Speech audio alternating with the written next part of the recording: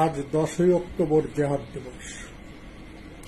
1990 সালের এই দিনে ঠিক এই সময়ে সন্ধ্যায় আমি যখন এই ভিডিওটা করছি, এখন সময় হচ্ছে 6টা 30 মিনিট। এই 6টা 30 মিনিট থেকে 9টা পর্যন্ত 10ই অক্টোবর 1990 অপরাজেয় বাংলার পাদদেশে ঐতিহাসিক এই দিবসের সূত্রপাত ঘটে। সেদিন ছিল 3 জোটের সচিবালয় ঘেরাও প্রোগ্রাম। 3 জোট সম্পর্কে অল্প একটু বলে নিই। 3 জোট হচ্ছে বিএনপির নেতৃত্বে 7 দলীয় জোট, আওয়ামী লীগের নেতৃত্বে 8 দলীয় জোট এবং 5টি বাম সংগঠন মিলে 5 দলীয় জোট। এই 3 দলীয় জোটের একটি প্রোগ্রাম ছিল, তার নাম সচিবালয় ঘেরাও। 5 দলীয় জোট গঠন হয় 1986 সালে। এর আগে এই জোটের নাম ছিল 15 দলীয় জোট। 1982 সালে এরশাদ ক্ষমতা দখলের পরে, 82 সালের 24শে মার্চ এরশাদ ক্ষমতা দখলের পরে রাজনৈতিক কার্যক্রম বন্ধ ঘোষণা করে, সংবিধান স্থগিত করে এবং সমস্ত বিশ্ববিদ্যালয়গুলি বন্ধ করে দেয়। এই পরিপ্রেক্ষিতে প্রথম এক বছর পর্যন্ত কোনো রাজনৈতিক কর্মকাণ্ড হয়নি।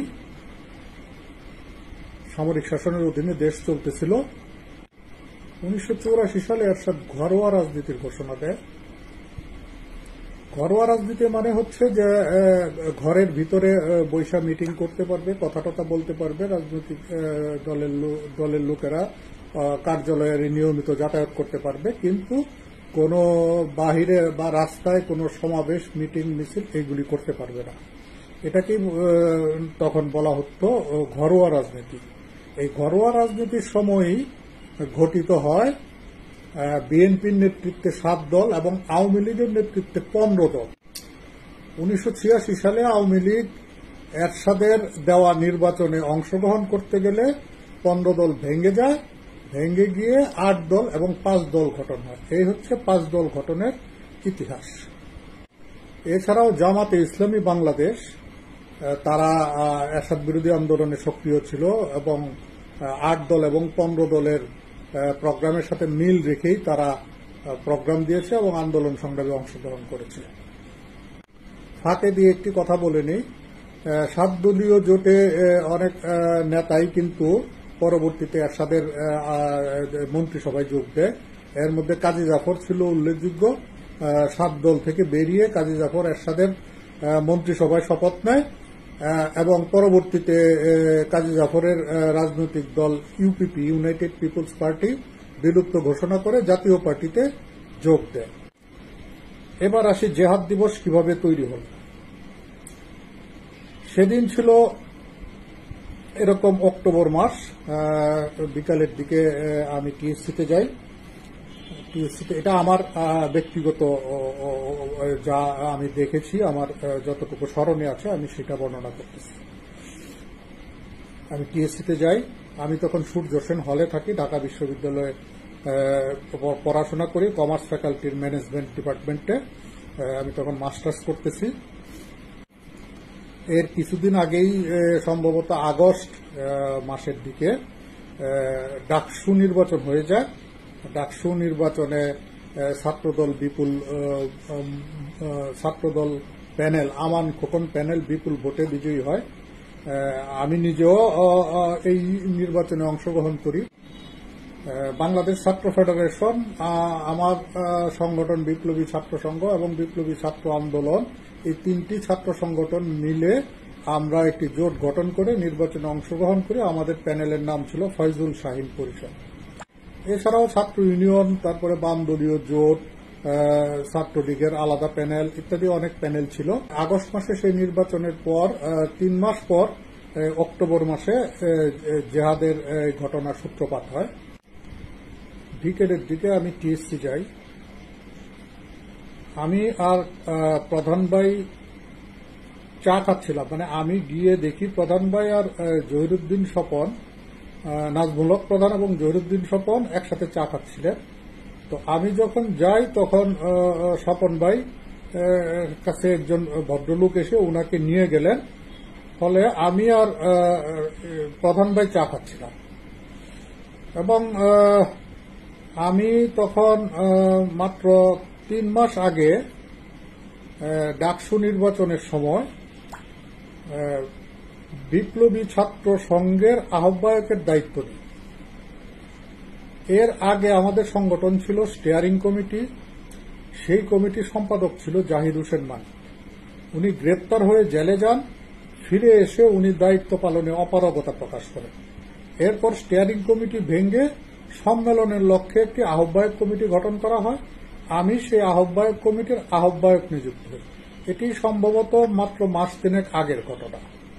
তো প্রধান ভাইয়ের কাছ থেকে আমি আশার গল্প শুনতেছিলাম। আশা বলতে এশিয়ান স্টুডেন্ট অ্যাসোসিয়েশন নামে একটি ছাত্রদেরকে নিয়ে একটি আন্তর্জাতিক ছাত্র সংস্থা ছিল, তার হেড অফিস ছিল হংকংয়ে, এবং মাঝে মাঝে তাদের কিছু সেমিনার, সিম্পোজিয়াম এবং কেন্দ্রীয় কমিটির মিটিং ইত্যাদি অনুষ্ঠান হয় এবং সেখানে যারা আশার মেম্বার, অ্যাসোসিয়েট মেম্বার, তারা দাওয়াত পায় এবং সেই সমস্ত মিটিংয়ে অংশগ্রহণ করে। তো ওই নাজমুল হক প্রধান এবং জহিরুদ্দিন স্বপন ওনারা দুজন গেছিলেন সেই মিটিংয়ে। আরো কয়েকটি ছাত্র সংগঠন গেছিলেন, সম্ভবত ছাত্র ইউনিয়নও গেছিল, আর কে কে গেছিল আমার ঠিক মনে নেই এখন। তারা সেখানে অংশগ্রহণ করে। তাদের মেনিলাতে তাদের একটি কনফারেন্স জাতীয় কিছু একটা ছিল। সেখান থেকে সবে মাত্র 2-1 দিন আগে প্রধান ভাই ফিরেছে। সেটা নিয়েই মূলত প্রধান ভাইয়ের সাথে আলাপ করতেছিলাম এবং সেই অভিজ্ঞতা শেয়ার, উনি আমার সাথে অভিজ্ঞতা শেয়ার করতেছিলেন। এমন সময় আমরা লক্ষ্য করি টিএসসির সামনে দিয়ে একটি বড় মিছিল বা কাফেলা মতো একটি মিছিল, বড় না ঠিক, 50-60 জনের একটি গ্রুপ, হ্যাঁ, কাঁধে করে কি যেন নিয়ে দৌড়ে ক্যাম্পাসের দিকে যাচ্ছে। তো সেটা নিয়ে খুব হইচই হঠাৎ লেগে গেল টিএসসিতে। তো সেই দিকে আমাদেরও মনোযোগ যায়। তা আমরা যার যার মতো বিচ্ছিন্ন হয়ে যাই। বিচ্ছিন্ন হয়ে আমি এটা কি ঘটনা এটা জানার চেষ্টা করি, কয়েকজনকে জিজ্ঞেস করি, কেউ বলতে পারলো না। তারপর ক্যাম্পাসের দিকে যাই।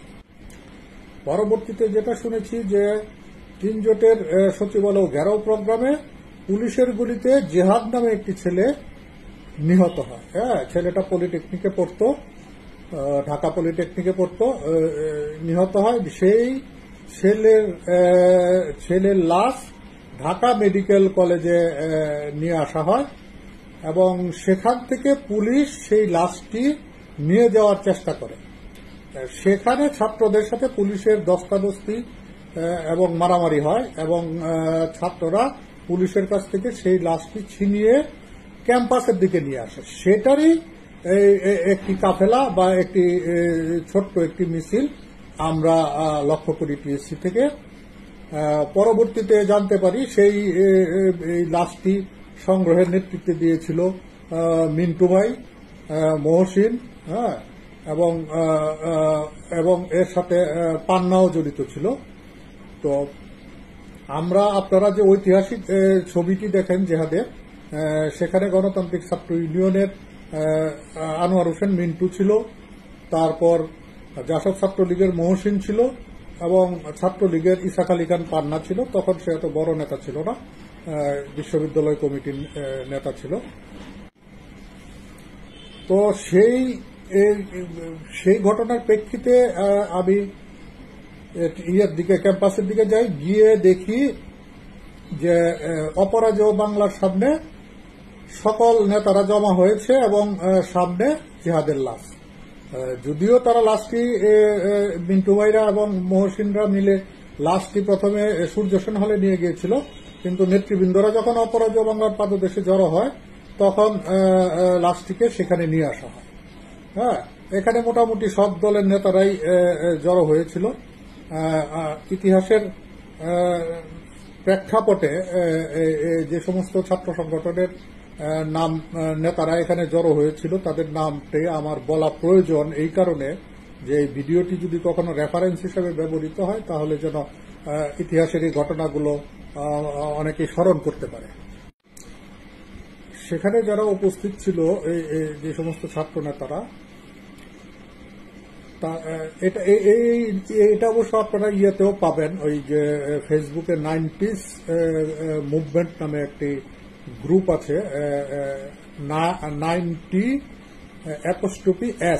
90s movement. হ্যাঁ, আমি লিঙ্কটা ডেসক্রিপশন বক্সে দিয়ে দিব।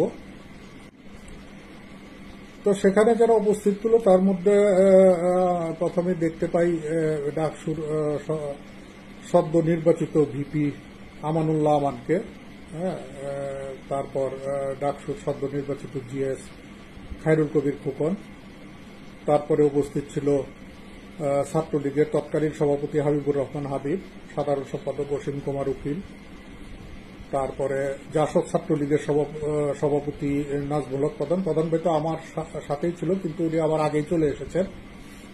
তারপরে সাধারণ সম্পাদক শফি আহমেদ, তারপরে ছিল বাংলাদেশ ছাত্র ইউনিয়নের সভাপতি মোস্তাফিজুর রহমান বাবুল, সাধারণ সম্পাদক নাসিরুদ্দোজা, জাতীয় ছাত্রলীগ, তখন আওয়ামী লীগের আওয়ামী লীগ বিভক্ত ছিল, বাকশাল এবং আওয়ামী লীগ দুইটাই ছিল। বাকশাল আব্দুর রাজ্জাকের নেতৃত্বে বাকশাল নামে একটি সংগঠন ছিল, তার ছাত্র সংগঠনের নাম ছিল জাতীয় ছাত্রলীগ। তো জাতীয় ছাত্রলীগের সভাপতি ছিল জাহাঙ্গীর সাত্তার টিঙ্কু, আর সাধারণ সম্পাদক ছিল কামাল হোসেন।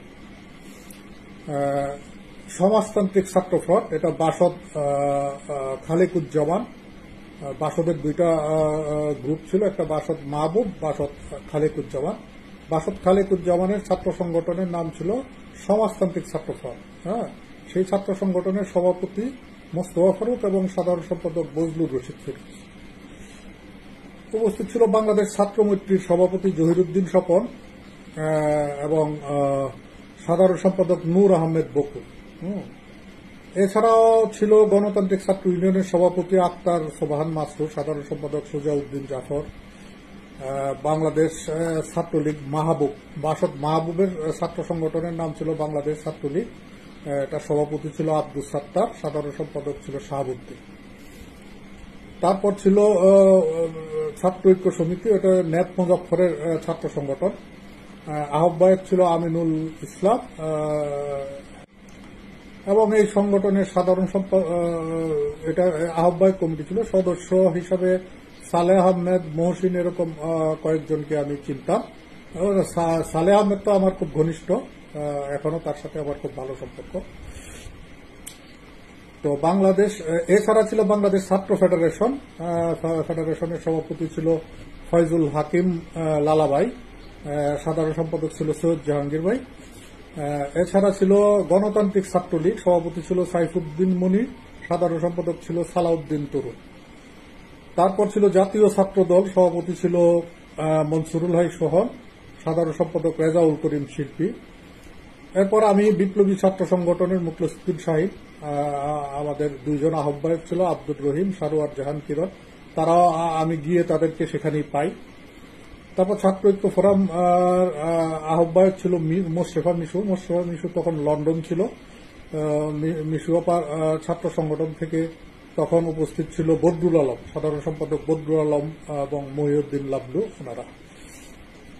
তারপর ছাত্র ঐক্য ফোরামের আরেকটা অংশ ছিল জায়েদ ইকবালের নেতৃত্বে, এর সভাপতি ছিল আব্দুল আওয়াল, সাধারণ সম্পাদক ছিল জায়েদ ইকবাল।